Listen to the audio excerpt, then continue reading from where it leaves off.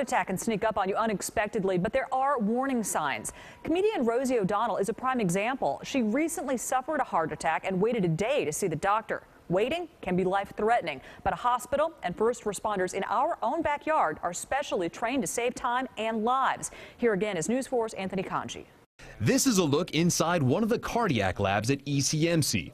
It's a room you hopefully won't ever have to be in, but if you do, modern advances in technology have made it easier for you to eventually walk out of here alive.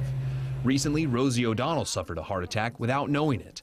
Dr. Neil Dashkoff of ECMC's cardiac unit says common perceptions of heart attack symptoms are usually incorrect. Instead of a chest pain, a person could have pressure, burning, or indigestion. Prolonged shortness of breath, discomfort in the shoulder blades and in the jaw are also signs.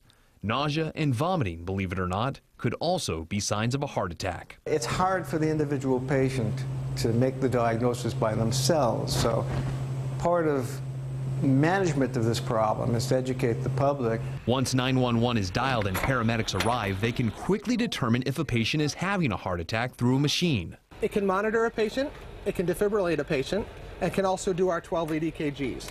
EKG is short for electrocardiogram, basically the activity of your heart.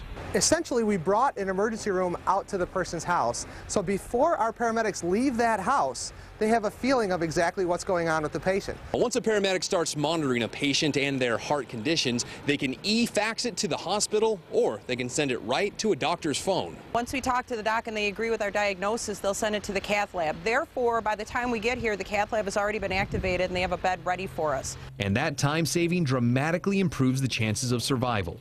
2 years ago, from the initial 911 call to the surgery table took about 90 minutes. The average is now under an hour.